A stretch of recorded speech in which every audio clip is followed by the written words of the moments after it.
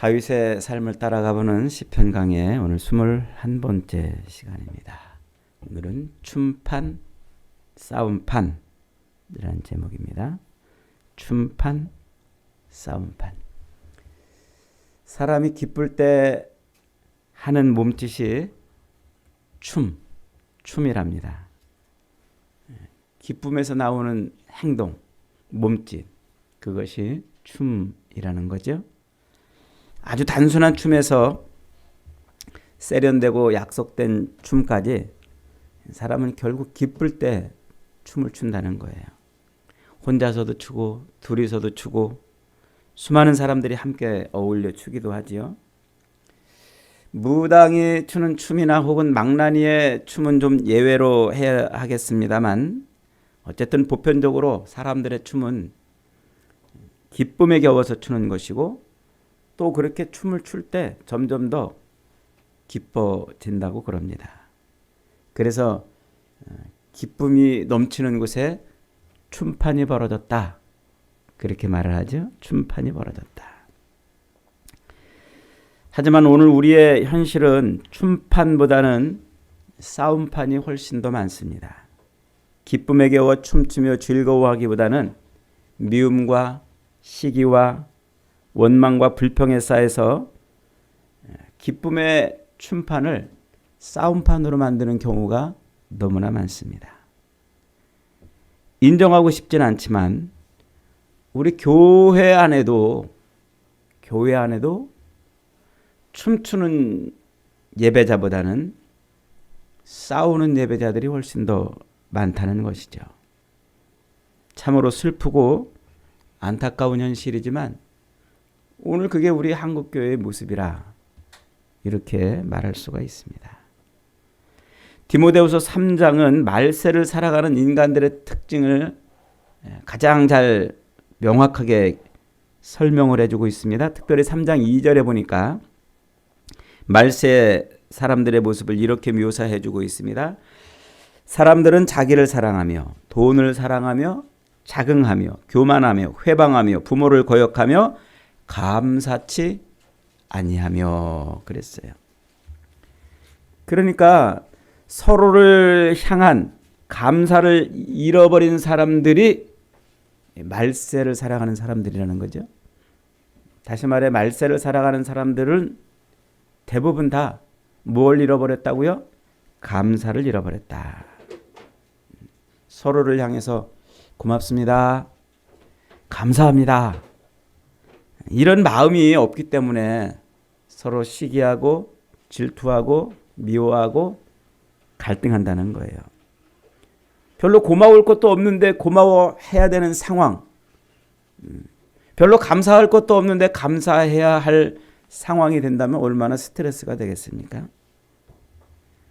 그래서 감사가 그 삶에 감사가 빠지기 때문에 그 삶이 뭐가 된다고요? 춤판이 아니라 싸움판이 된다는 거예요.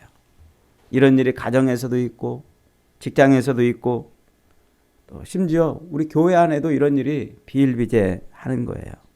눈만 뜨면 보고 듣는 일 아닙니까? 이러다가 어쩌면 정말 춤이라는 것은 술에 취해서 춤추는 나이트클럽이나 혹은 귀신에게 취해 춤추는 굿판에서만 볼 수 있는 게 아닐까 싶습니다. 정말 기쁨에 겨워가지고 우리의 몸짓이 춤 사회로 나타나는 이런 춤은 보기가 힘들지 않겠나 이런 생각이 듭니다. 여러분 우리 예배당에서는 왜 춤이 없을까요? 말세를 살아가는 우리에겐 성령과 거룩한 기쁨에 취해서 추는 진짜 춤이 필요한 시대입니다. 그리스도인이란 세상에서 바로 그런 춤을 창조하고 더 풍성하게 추는 사람들 아니겠습니까? 그런데 그리스도인이라고 하면서도 가정에서든 일터에서든 심지어 예배당 안에서조차 열심히 싸움판을 만들어 내고 있는 것입니다. 그것이 죄인지도 모르면서 그러고 있다는 것이죠. 안타깝고 서글픈 일입니다. 오늘 우리가 읽은 이 시편 150편은 할렐루야로 시작되는 그 시편의 마지막 장입니다. 그러면서 시편 1편부터 시작되는 시편의 마지막 결론이기도 하지요. 시편 1편은 어떻게 시작했습니까? 복 있는 사람은 이렇게 시작하죠. 복 있는 사람은. 그러면서 마지막 호흡이 있는 자마다 여호와를 찬양하라라고 끝을 냈습니다. 이는 이 땅에 사는 인생이 무엇을 위해 존재하는지, 그리고 왜 사는지, 또 어떻게 살아야 하는지를 선포하는 것이라 할 수 있습니다. 시편은 하나님의 말씀을 주야로 묵상하고 그 말씀이 인도하는 대로 따라가는 사람을 복 있는 사람이라 이렇게 말하죠. 그게 시편 1편의 선언이에요. 그리고 2편부터 쫙 이어지는 그 수많은 시편들을 가만히 들여다보세요. 우리가 다윗의 삶을 쫓아가 보면서 지금껏 많은 시편들을 살펴봤지만 그 많은 시편들 속에는 수많은 간증과 또 인생의 수많은 시련과 희노애락이 담겨 있지 않았습니까? 인생의 그 수많은 길, 사람이 걸어가는 길이라는 것이 뭡니까?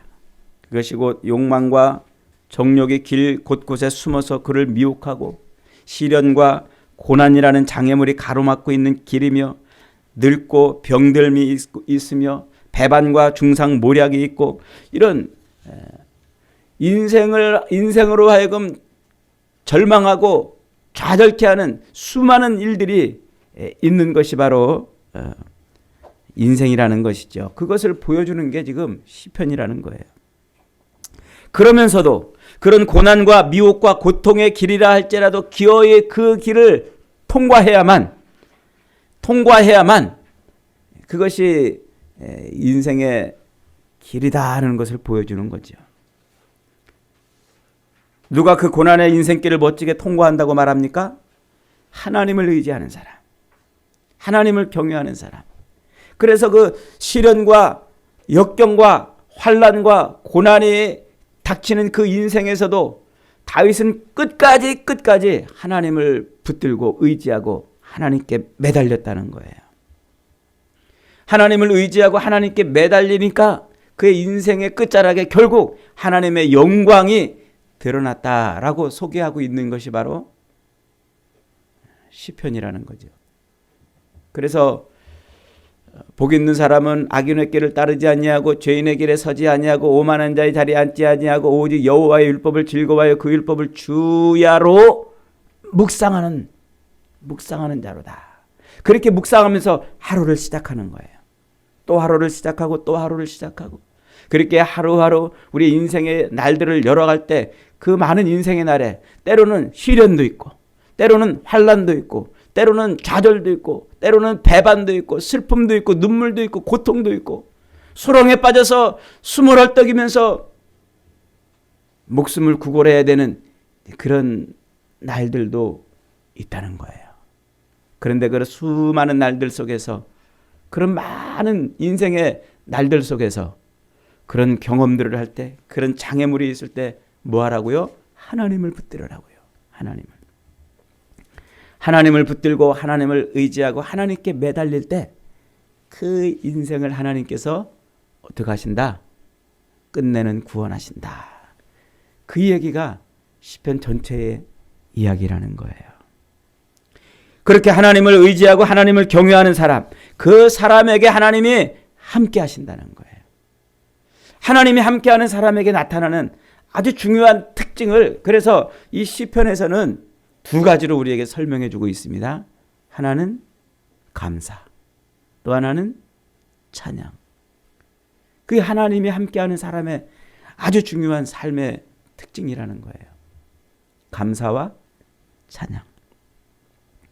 감사와 찬양으로 살아계신 하나님을 만나고 감사와 찬양으로 살아계신 하나님의 능력을 체험하고 감사와 찬양으로 하나님이 지금 살아 역사하심을 그렇게 간증하는 인생, 그런 인생을 하나님께서 곳곳에 세워놓으셨다고 말하고 싶은 것이 지금 시편이라는 것이죠.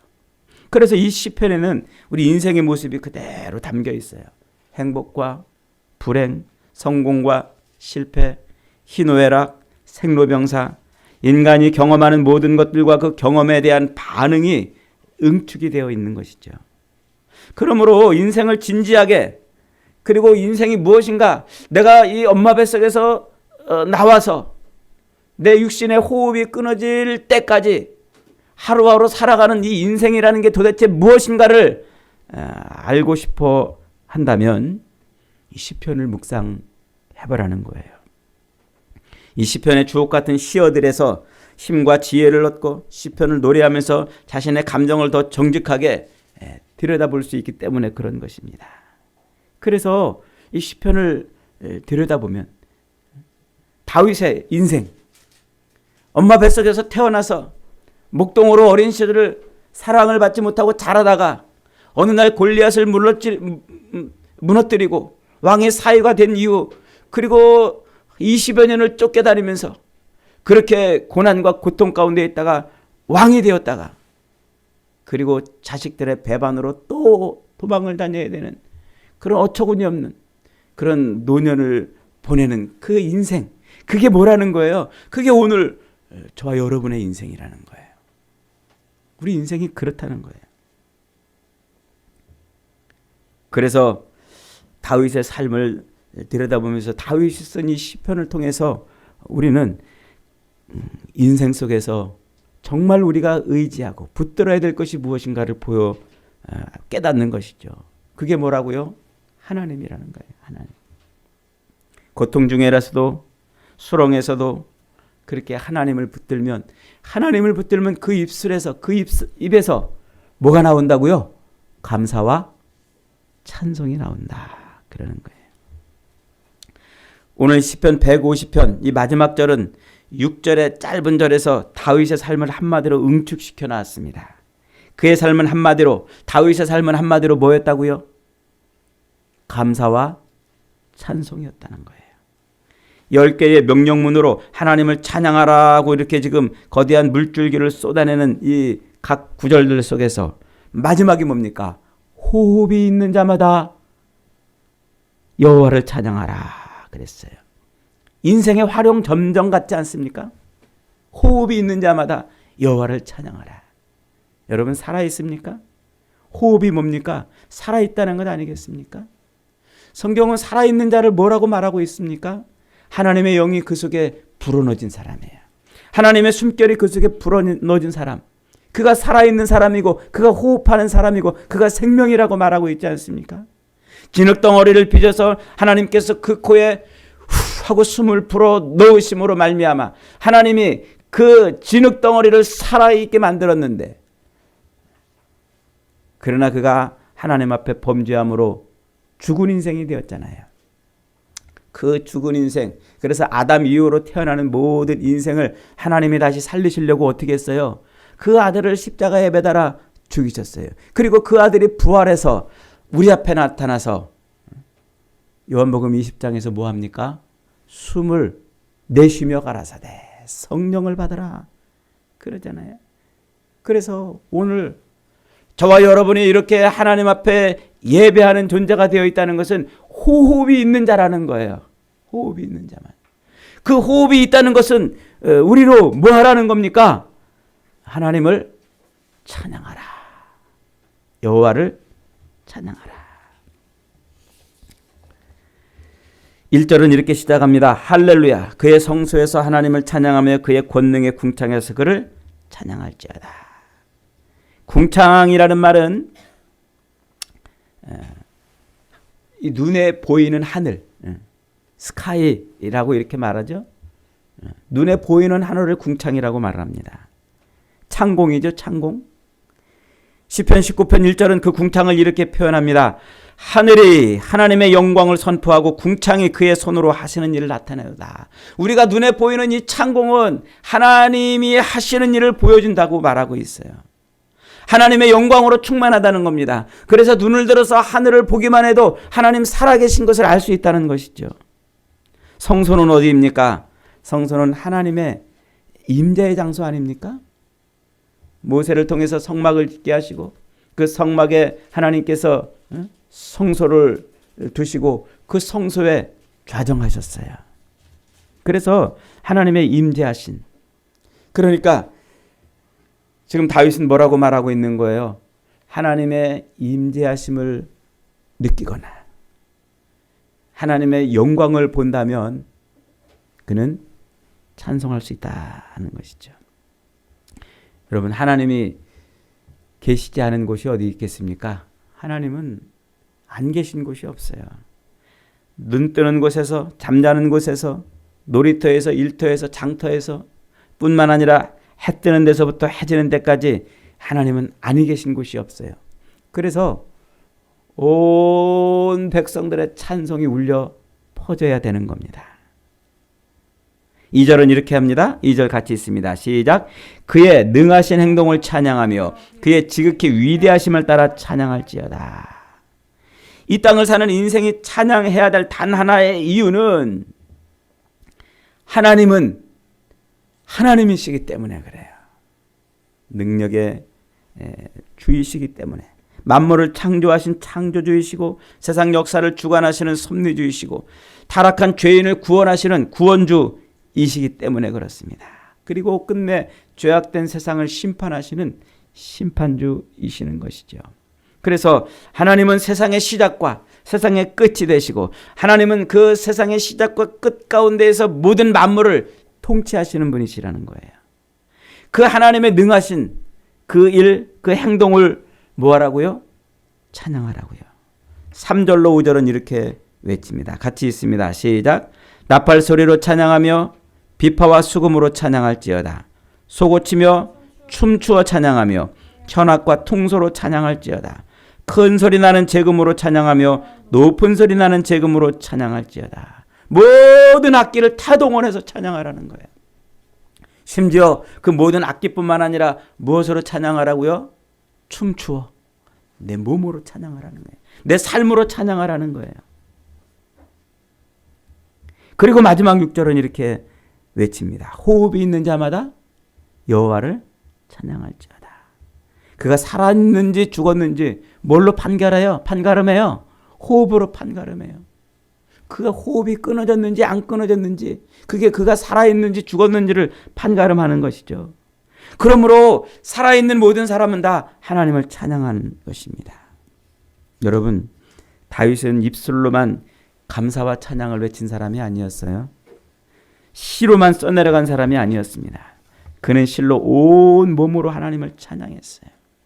온 몸으로 춤추며 찬양하고 모든 각종 악기를 동원해서 찬양하고 온 백성들로 하여금 찬양하게 했습니다.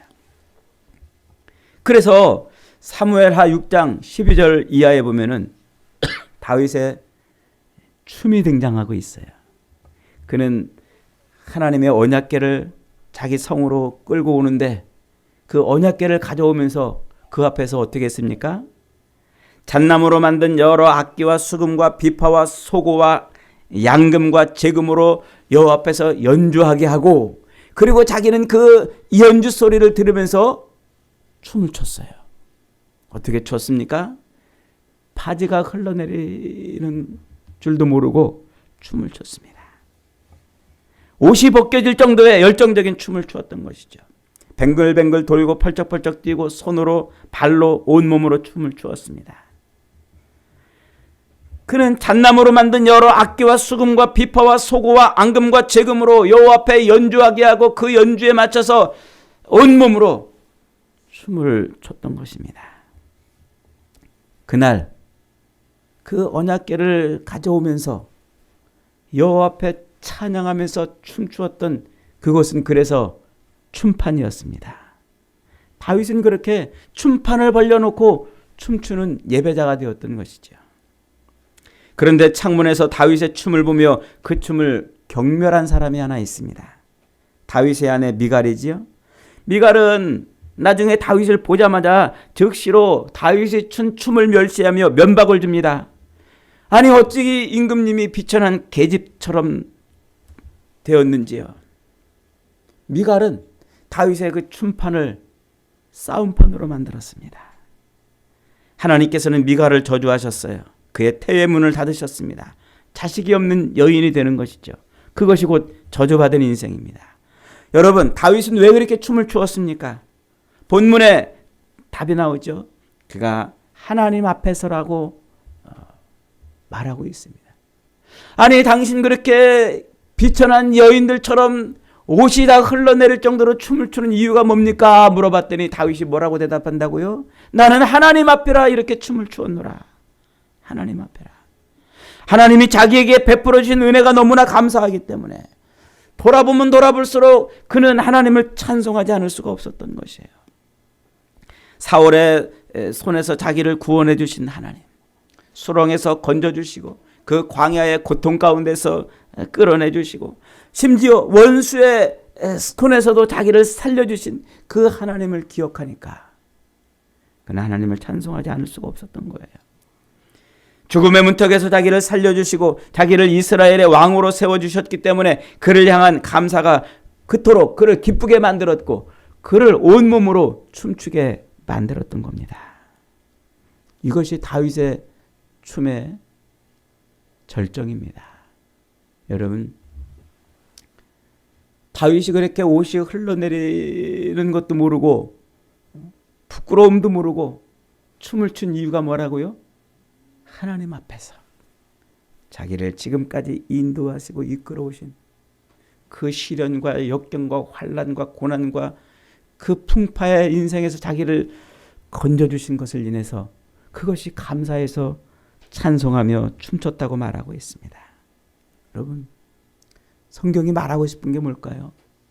우리의 인생이 감사의 눈이 열리는 순간 진짜 우리는 우리 인생이 살고 싶은 세상이 보인다는 거예요. 하나님께서 우리에게 주시려는 정말 행복한 세상의 문은 감사로 연다는 거예요. 감사는 태양과 같아서 일단 감사가 우리의 마음에 떠오르면 미움과 시기와 질투와 불신과 원망과 불평과 자랑과 공격과 다툼과 복수는 안개처럼 사라지는 것이죠. 대신 은혜와 감동과 용서와 평안과 기쁨의 햇살로 충만해지는 거예요. 그래서 삶이 싸움판이 아니라 춤판이 되는 겁니다. 다윗은 이걸 경험했던 거예요. 그 시련과 그 환난과 도망을 다니면서 그 오랫동안 겪었던 그 고난의 삶 속에서도 그가 그렇게 너그러운 인생이 될 수 있었고 그가 그렇게 다른 사람을 용서할 수 있는 인생이 되었고 사울 왕을 죽일 수 있는 기회에서조차 그를 죽이지 않을 수 있었던 이유가 뭡니까? 그는 자기 삶의 감사를 본 거예요. 감사의 눈이 열리자 그는 싸움판의 세상을 춤판으로 바꿀 수가 있었던 겁니다. 여러분, 감사의 눈이 열리지 않으면요 늘 시기하고 미워하고 질투하고 불신하고 불평하고 원망하고 자랑하고 경쟁합니다. 서로 공격하고 복수하는 것이죠. 그리고 그런 싸움은 끝장을 볼 때까지 가게 되어 있어요. 그래서 감사가 사라지는 그의 인생은 춤판이 아니라 싸움판이 되는 거예요. 한번 따라해 봅시다. 감사가 사라지면 춤판이 아니라 싸움판이 벌어진다. 다윗은 자기 인생에서 하나님이 베풀어 주신 그 놀라운 은혜와 은총을 감사로 받았기 때문에 자기를 죽이려고 쫓아오는 그 싸움판 세상을 춤판으로 바꾸며 살았던 인생이라고 말하고 있는 것입니다. 여러분, 여러 가지 허물에도 불구하고 다윗을 성군이라고 부르는 이유가 무엇입니까? 그는 감사의 눈이 열렸던 사람이에요. 감사의 문을 열고 감사의 세상으로 들어가서 그 감사의 안경을 끼고 자기의 눈앞에 펼쳐져 있는 모든 것을 다 바라볼 수 있었던 사람입니다. 그래서 그는 그 싸움판, 정글같이 서로 죽이지 못해서 안달하고 저것을 죽이지 못하면 내가 죽는 그런 정글 같은 싸움판의 세상을 춤판의 세상으로 바꾸었고 춤추는 예배자가 되었던 겁니다. 성경 시편의 노래 대부분은 다 다윗이 지었다고 그랬잖아요. 그리고 그 노래의 대부분은 다 감사의 찬송입니다. 절망 가운데서도 자기를 구원하신 하나님을 감사하고, 죽음이 코끝에까지 달려왔는데도 자기를 건져주신 하나님을 감사하고, 그래서 시편은 감사로 가득합니다. 감사로. 시편을 읽을 때마다 감사라는 단어에 동그라미를 쳐서 읽는다면 시편은 전 천지가 다 동그라미 천지가 될 겁니다. 저는 이 시편에서 다윗의 영혼이 춤추는 신나는 춤들을 볼 수가 있습니다. 한마디로 다윗은 뭐로 충만한 사람? 감사로 충만한 사람. 감사로 충만하니까 찬송이 흘러나오고, 감사가 충만하니까 춤이 저절로 추어지는 것 아니겠습니까? 다윗은 감탄사가 많은 사람이었습니다. 늘 잘 놀라고 감탄하고 감동하고 기뻐했습니다. 왜 그랬을까요? 감사했기 때문에 그래요. 하나님이 너무너무 감사했던 거예요.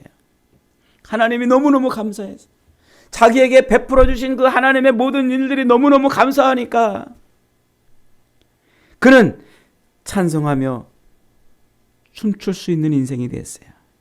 시편 104편, 시편 100편 4절에 보니까 감사함으로 그의 문에 들어가서 찬송함으로 그의 궁정에 들어가서 그에게 감사하며 그의 이름을 송축할지어다. 감사함으로 그의 문에 들어가며 찬송함으로 그의 궁정에 들어가서 그에게 감사하며 그의 이름을 송축할지어다. 다윗은 그래서 성전에다가 감사만 하는 찬양대를 세웠습니다. 감사만 하는 제사장을 세웠습니다. 감사만 하는 직분을 따로 세워놨습니다.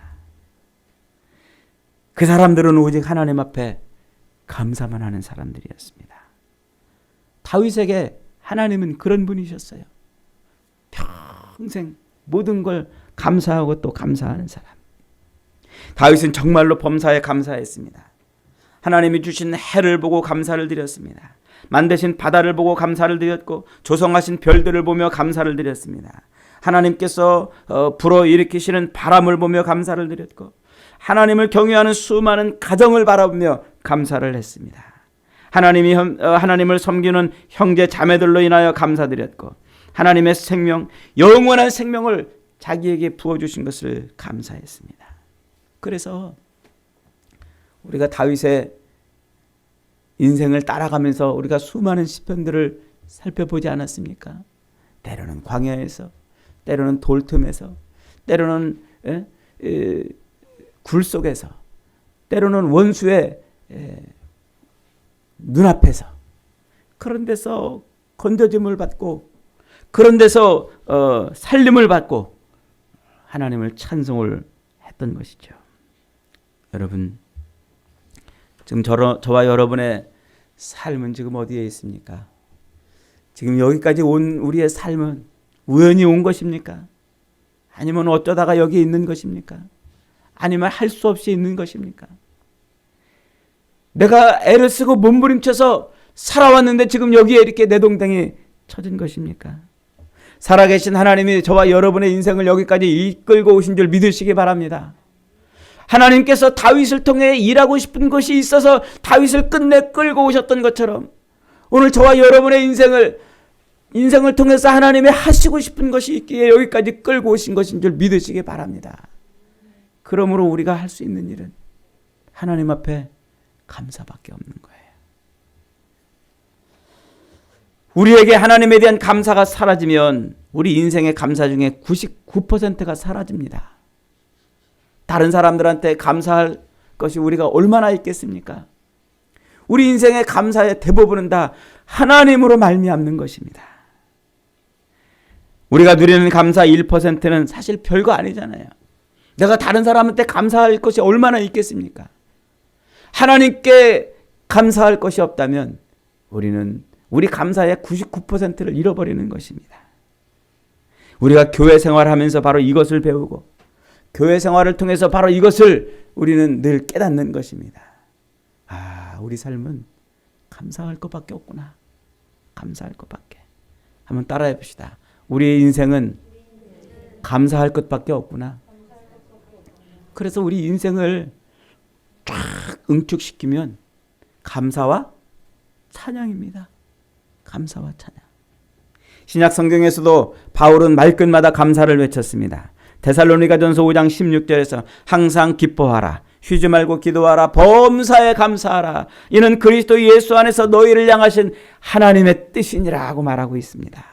묻지도 말고 따지지도 말고 범사에 감사하라고 말하고 있습니다. 왜냐하면 그 모든 일들이 다 하나님의 손끝에서 나오는 일이기 때문이라고 말하고 있습니다. 하나님의 그 무한한 은혜가 아니면, 하나님의 그 한량없는 은혜가 아니면 우리가 어떻게 지금 여기에 서 있을 수 있겠냐는 거예요. 어떻게? 그래서 우리는 늘 시마다 때마다 일마다 순간마다 묻지도 말고 따지지도 말고 하나님 앞에 감사하는 인생이 되라고 말하고 있는 거예요. 그러면서 바울은 골로새서 4장 2절에서 또 이렇게 말합니다. 기도를 계속하고 기도에 감사함으로 깨어있으라. 우리 기도에 뭘로 깨어있으라? 감사함으로 깨어있으라. 전 이 말을 언젠가 이 성경 구절을 읽다가 갑자기 웃음이 터져 나왔어요. 우리 기도가 뭐가 돼야 된다는 거예요? 감사. 제 기도가 맨날 하나님 주시옵소서 주시옵소서 그거였는데 어느 날 이 구절을 딱 읽는데 감사함으로 깨어있으라. 내 기도는 지금 감사로 버무려져 있는가? 하나님 앞에 매일 달라고만 했지 하나님이 내게 주신 것을 인해서 하나님께 감사했던 것은 얼마나 있었나. 여러분, 이 말세를 살아가면서 우리가 우리의 기도를 하나님께 감사로 버무리지 못하면 그 기도는 무슨 기도? 잠자는 기도라고 말하고 있는 거예요. 우리가 맨날 기도하는 것 같아도 잠자는 기도라는 거예요. 잠자는 기도.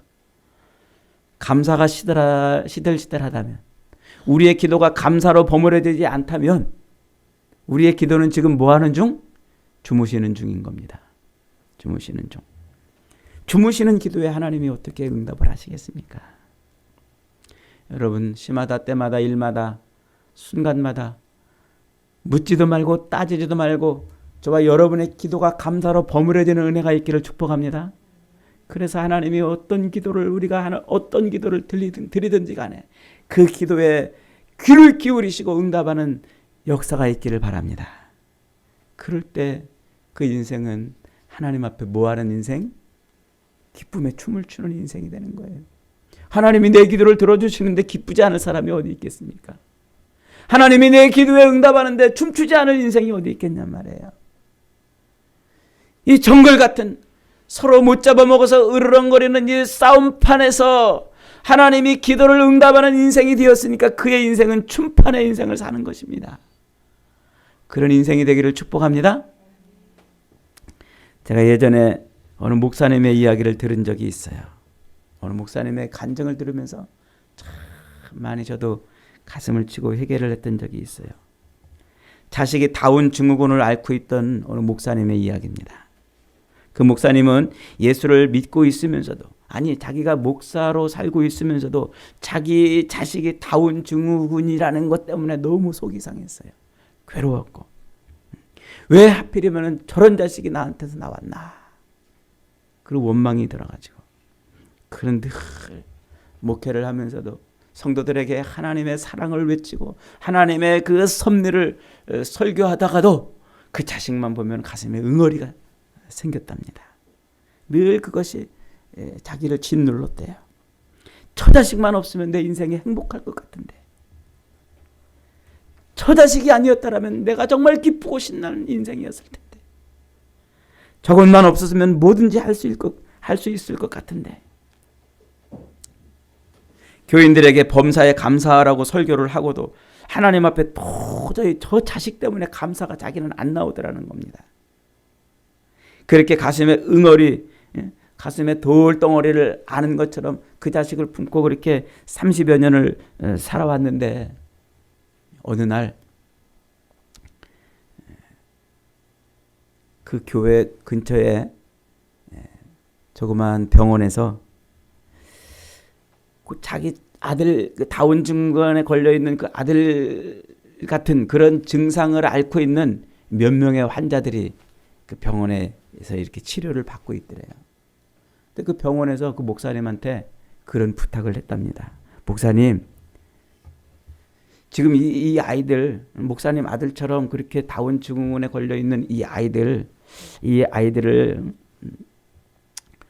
데리고서 교회에서 좀 찬양도 하고 예배도 드리면 이 아이들 치료에 좀 도움이 될 것 같은데 목사님 도와주시겠습니까? 그러더래요. 그래서 목사님은 자기 교회에서 이제 그 다운 증후군을 앓고 있는 그 애들을 데려다가 한 20여 명 되는 애들을 데려다가 예배를 드리기 시작했답니다. 그런데 예배를 드릴 때마다 놀라운 일이 일어난 거예요. 예배가 시작이 되면, 찬양이 시작이 되면 그 아이들이 전부 다 일어나가지고 막 큰 소리로 찬양을 하면서 막 춤추면서 그렇게 예배를 드리더래요. 열심히 막 박수도 치고 몸도 막 이리저리 흔들고 예배가 끝날 때까지 막 그렇게 온몸을 흔들면서 춤추면서 예배를 하더라는 겁니다. 목사님은 그들의 모습을 가만히 지켜보면서 큰 소리로 박수치고 온몸을 흔들면서 춤추면서 찬양하는 그들의 모습을 보면서 자기가 부끄러웠대요. 나는 하나님 앞에 절해본 적이 있나? 나는 하나님 앞에 저렇게 온몸을 흔들고 기뻐하고 춤추며 예배드려 본 적이 있던가? 예배 시간에 늘 어른인 척, 거룩한 척, 폼 잡고 그렇게 그것이 경건인 줄 알고 그렇게 예배드렸던 자기의 모습이 부끄럽다라는 겁니다. 그러면서 자기가 그런 생각이 들었대요. 진짜 다운 증후군에 걸려 있는 사람은 자기였구나. 우리 아이들이 아니고 자기가 다운 증후군에 걸려 있는 하나님 앞에 진짜 자기가 장애인이었다는 그런 간증을 한 적이 있습니다. 그 순간 그렇게 고백이 되니까 자기 가슴에 응어리가 풀리더래요. 회개가 되고 그 자식은 하나님께서 자기를 위해서 특별히 맡기신 보물 같은 자식이라는 것을 그때 깨달았답니다. 그 사실이 깨달아지자 비로소 그 목사님은 매일 눈 뜨면 기쁘고 눈 뜨면 감사가 터져 나오더랍니다. 여러분, 정말 누가 이 세상을 살아가는 사람들 누가 장애인일까요? 하나님 앞에 받은 것 감사하지 못하는 자들이 장애인이 아니겠습니까? 다음 주는 추수감사절입니다. 감사. 매일매일 감사하다가 1년 중 최고의 기쁨을 표시하는 날이 바로 추수감사절 아닙니까? 여러분, 정말 여러분의 삶은 매일 감사하고 있습니까? 여러분은 정말 감사로 하나님을 찬양하고 있습니까? 아니면 지금 원망이 있고 불평이 있고 시기와 질투가 있는데 꾹 참고 살고 있습니까? 원망과 불평과 시기와 질투 속에 우리가 하루하루를 살아가고 있다면 우리의 인생은 지금 춤판이 아니고 싸움판일지도 모릅니다. 하지만 감사가 있다면 그것은 춤판이 될 줄 믿습니다. 사랑하는 여러분, 항상 기뻐할 수 있는 차원의 세계, 범사에 감사할 수 있는 수준의 삶을 살아냅시다. 지독한 고난의 한복판에서도, 아주 고통스러운 삶의 한복판에서도 끝내 하나님을 의지함으로 말미암아 하나님이 주신 그 모든 것을 감사로 바꿨던 다윗은 정글 같은 싸움판의 인생을 춤판으로 바꿔낸 인생이었던 것입니다. 오늘 저와 여러분에게도 이런 은혜가 있기를 바랍니다. 살아계신 하나님이 끌고 가시는 그 인생 속에서 하나님의 그 놀라운 은혜에 감사할 수 있는 감사의 눈이 열리기를 바랍니다. 그러므로 늘 정글 같은 싸움판을 사는 삶에서도 늘 인생이 기쁨의 춤판을 추는 인생이 되기를 바랍니다. 하나님이 저와 여러분에게 그런 은혜와 은총을 베풀어 주시기를 주님의 이름으로 축복합니다. 아멘.